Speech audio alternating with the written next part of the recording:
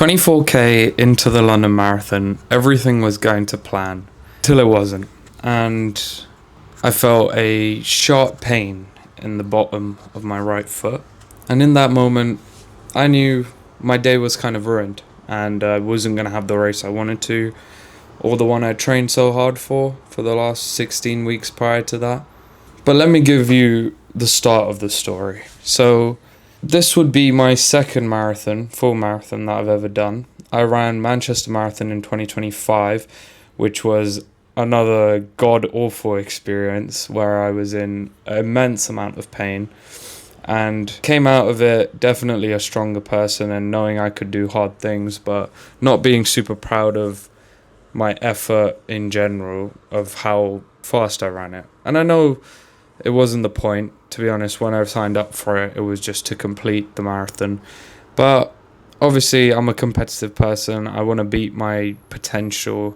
I want to be the best version of myself I can be. And for that, I wasn't super happy with the time. I finished that marathon in around 5 hours and 24 minutes. So very slow. I had a lot of issues on the day. And yeah, I didn't know much about running long distances. I think my longest run I'd done prior to a full marathon was 24 kilometers, which was obviously not long enough at all that year. And I wasn't prepared. I didn't know how many carbs to eat during the race or before. I just raw dogged it, and I guess I got the result for that. But this time around was different. Obviously, London Marathon is a huge marathon. It's a world major. It's a very big marathon for myself as well, as someone who grew up in London, and it was the closest big city to me my whole life, so it means a bit more in that sense.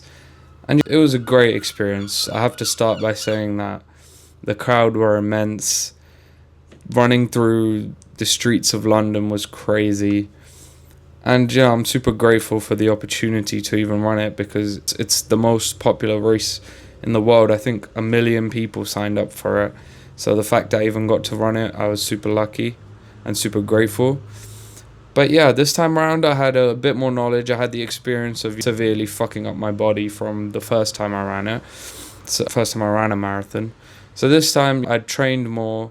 I felt way more prepared. I'd put in a proper block. I'd done around 300 to 400 kilometers of running beforehand, and I'd done a long run of at least 30 km, so I know my body can push to that length and to that time. And throughout training I felt good. I wasn't at my ideal weight that I want to be at. I feel like I put on a lot of weight in the last year, and but that's a separate point. Going into the day I felt good. I'd carb loaded properly. I knew how many gels I was going to take at each kilometer. I knew a rough strategy of how fast I wanted to run it. I had a goal time of just running sub 5 hours, so just getting a faster time than my first one. And it was going well. I have a picture of my split here. And as you can see, at the 24 km point, it all started to fall apart. And I started to experience a very sharp pain on my right foot. I still quite don't know what it was, but it genuinely rendered me useless in terms of any kind of running at a fast pace. I had to take multiple walking breaks and try and really grit my teeth through it. And I was very down and out. I felt like what I had trained so hard for had gone to waste, and that I wasn't going to get the time I wanted to. And it sucked, and I was really beating myself up over it, and I stopped enjoying what should have been a very special moment for me in one of the best races in the world, where I should have been smiling and looking at the crowd. And instead I had my head down and I was beating myself up over it and feeling like I let myself down. But then something happened, and that last 5 kilometers after I'd got through the majority of Canary Wharf, which, as anyone who's ran the London Marathon would know, is complete torture and pain at that point. You've gone past what most people would say is when they hit the wall, which is essentially your body running out of energy. But my problem wasn't even that I was running out of energy. I just couldn't run. My foot hurt so much. I couldn't take steps with my right foot. I had to drag myself basically with my left foot, overcompensating to try and get myself through it. But then something happened in that last 5 kilometers when I passed through Canary Wharf. I just had a moment to myself to realize what this is all for. Why did you sign up in the first place? Do you like this pain or do you not like this pain? You have a choice here what you can do with this. You can either have your head down and walk it and try and be slow and just get to the finish, and that's good, but you still are on for a PB, and it's not all hope is lost. I was extremely slow. The time had gone out the window, but I could still get a PB and I could still beat my first attempt. So I really had to pick myself up out of the trenches and just tell myself that this last 5 kilometers, I'm not going to stop. I'm not going to stop once. I'm not going to take one single walking break. And the pain just numbed. It's like my right foot just went numb and I couldn't feel the pain anymore. And I just ran. I ran the entirety of that last 5K, and you can see in the split, it wasn't quick. It was 7-minute kilometers or so. So it wasn't quick by any means, but I was just numb to any kind of pain in my right foot.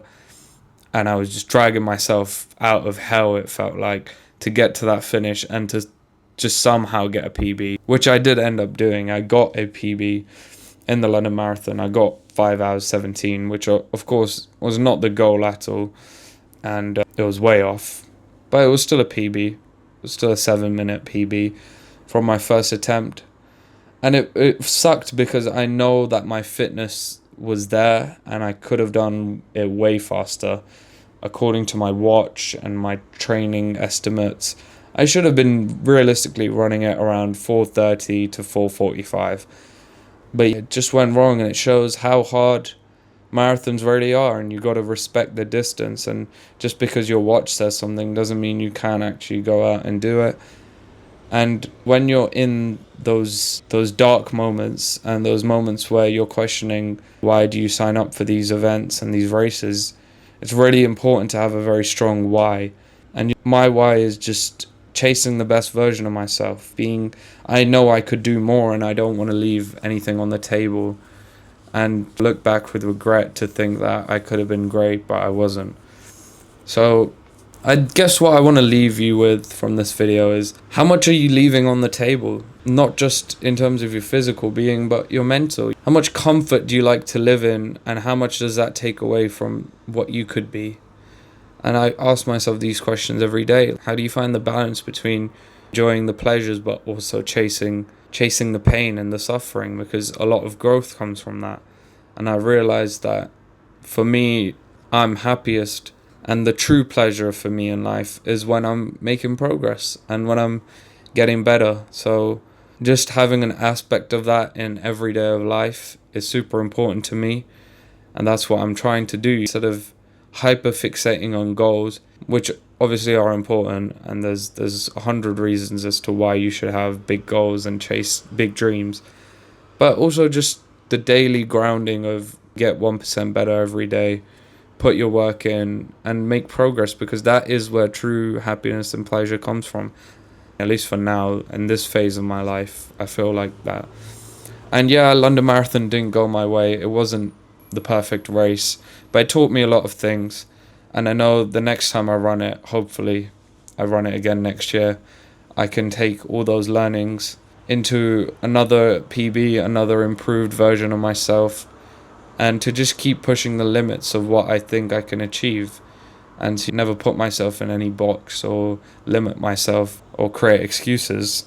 And that's what I learned from that marathon. That's my biggest lesson, was to not sit and wallow in self-pity, and excuses won't really get you anywhere.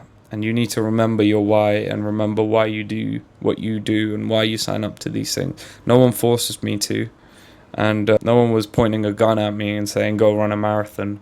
I did it because I wanted to, and I wanted to prove to myself and no one else really. But yeah, I'm still happy with the whole experience. It was an incredible time. I felt so honoured to run in the streets of London, and the crowd were again immense. They were like getting me through those tough moments for sure.